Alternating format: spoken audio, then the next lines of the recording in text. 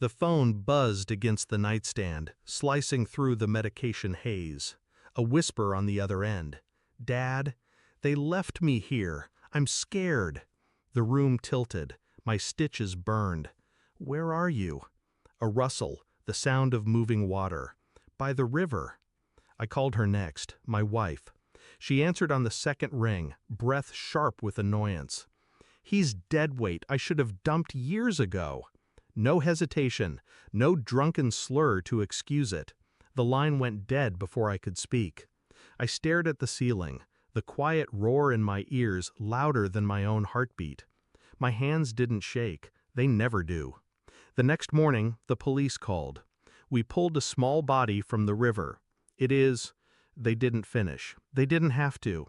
Something inside me slid into place. Cold, unyielding, final. The funeral was 2 days later. Closed casket. She cried when people were watching, collapsing against her mother's shoulder. When she thought no one was looking, her face smoothed into something blank. I knew that expression, the same one she used when lying about smaller things. Receipts that didn't match, perfume that wasn't hers, hours that went unaccounted for. They told me it was an accident, a slip, a fall. But my son didn't whisper, "They left me," for no reason.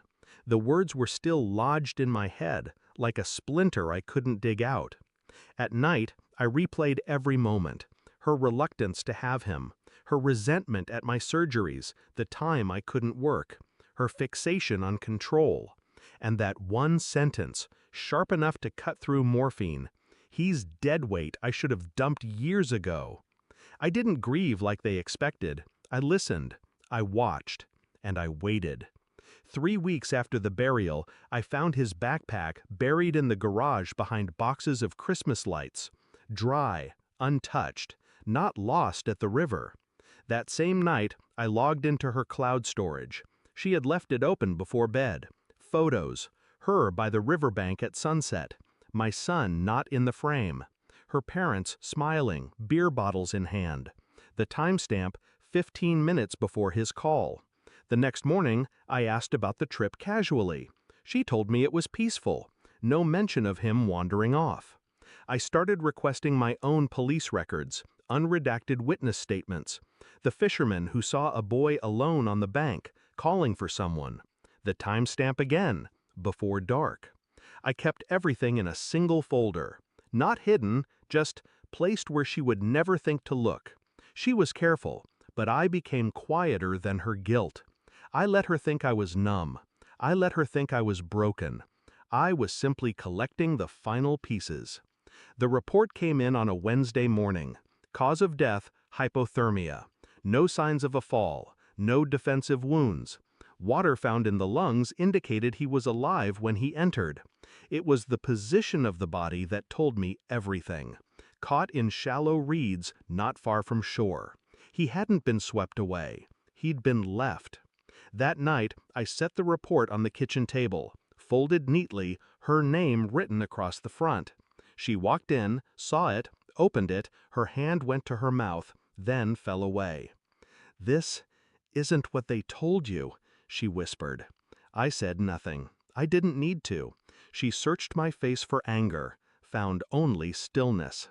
The next morning, I sent copies of the report to 3 places: the police, Child Protective Services, and her employer.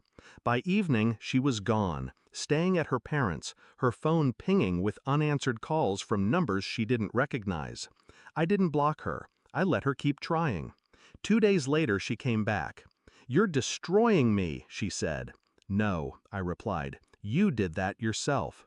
Her voice cracked, not from sorrow, fear. The kind that comes when someone realizes the story they've spun has been rewoven without them. I didn't yell. I didn't explain. I just turned away, leaving her to stand in the quiet weight of her own undoing. The house is silent now.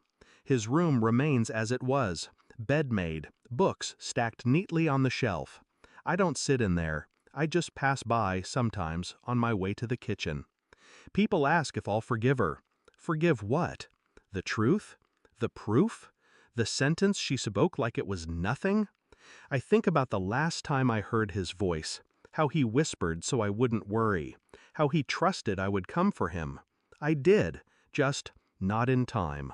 But I made sure the one who left him there will never be able to leave anything behind again.